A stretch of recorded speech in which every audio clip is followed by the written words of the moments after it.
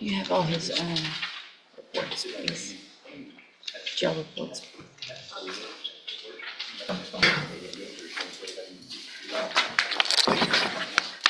All right, are you Elaine St. Clair? Yes, ma'am. And Mr. West, will your client waive the formal reading of the indictment in each case? Yes, Your Honor. Mr. St. Clair, in cause number 23, DCCR 2044, you're charged with the first-degree felony offense of aggravated robbery, and that's from August 15th of 2023. And how do you plead to that charge? Yes, Are you pleading guilty freely and voluntarily? yes, ma'am. And are you pleading guilty because you actually did what they've charged you with? And then in cause number 23, DCCR 2117, you're also charged with the first-degree felony offense of aggravated robbery from August 15th of 2023. And how do you plead to that charge? Yes, Are you pleading guilty freely and voluntarily? yes, ma'am. And because you did what they charged you with? In both of those cases, I have here on the tablet some documents that have your signature on them that the state's marked as exhibit number 1. Before you signed these, did you go over them with Mr. West? Oh, this one we wanted then? The ones on the tablet? Oh, yes, ma'am. And did you, and do you understand what you signed, those documents? Oh, yeah, he told me, yes, ma'am. Okay, and do you understand if I follow the agreement that you made with the district attorney, that you're waiving or giving up any right to appeal? So you can't change your mind if I follow these agreements later and say, I don't want to take these deals. Do you understand? You say I want to take the deal? If I follow this agreement and I give you the 10-year deferred probations and all of that, you can't later say, I want to change my mind. Oh, yes, ma'am. Yes, ma'am. Okay. And it looks like the agreements that you've reached with the district attorney's office is a 10-year deferred probation in each of those cases. There would be a $1,000 fine in each case. There would be dismissals as part of this in cause numbers 23 DCCR 1390 and 23 DCCR 2043. There would be no contact with the victim. Any additional conditions included after we get a pre-sentence report, which could definitely include some type of treatment, ISF or something like that. Do you understand? Yes, ma'am.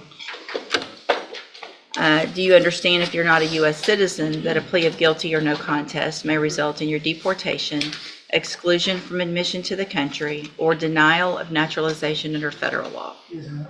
State tenders number 1 in each case. No objection? It's admitted in each case. Is there any evidence that Mr. St. Clair is not competent? No, Your Honor. All right.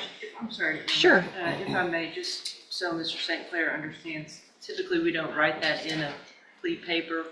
What my intention was, and what Mr. West and I had discussed based on his very young age, was to be able to include everything that we could to help him at this stage of the game before he gets himself into courtroom. So that was our intention in including that. Those things are meant to help you. Yes, ma'am. Thank you, Ms. Malfino. Thank you, Judge. So states 1 is admitted in each case, and there's no evidence that he's not competent, correct?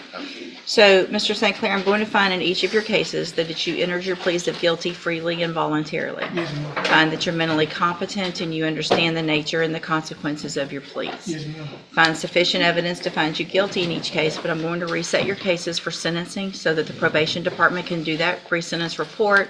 That'll give me more information about you and your cases, and then we'll come back later for sentencing. Can I get a PSI bond? You cannot get a PSI bond.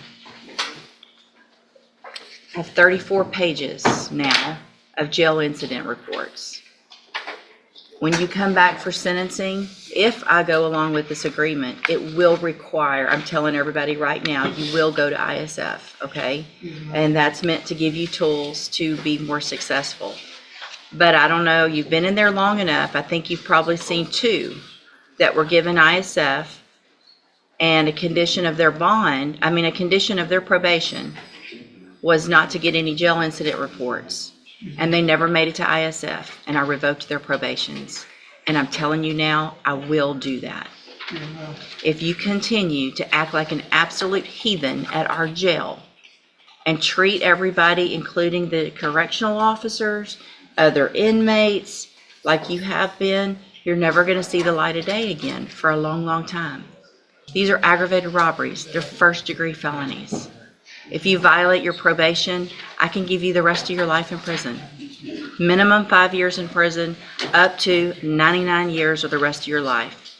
And I don't know if you can tell, but I hope you can, how serious I am. That this isn't going to be some little 5-year, oh, he was just acting up in the jail kind of thing and he's young. If you can't follow the rules, then you're not going to get these deals and you're going to end up in prison for a very, very long time. So it's time to straighten up. I don't care what everybody else is doing in the jail.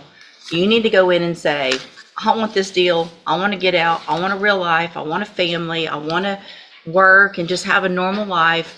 I'm going to sit in my bunk when I'm supposed to. I'm going to dress like I'm supposed to. I'm going to do what I'm supposed to when I'm supposed to. You don't get to make the rules when you're there. You get out, you're on probation, you have some freedom, right? Yes, ma'am. You don't have that freedom in there. Prove to me between now and sentencing that you can do it. Okay, go back with the bailiff. Thank you. Have a good day. Thank you, Your Honor. May I make excuse? Yes, sir, thank you. If y'all need any more? No. You're free to go.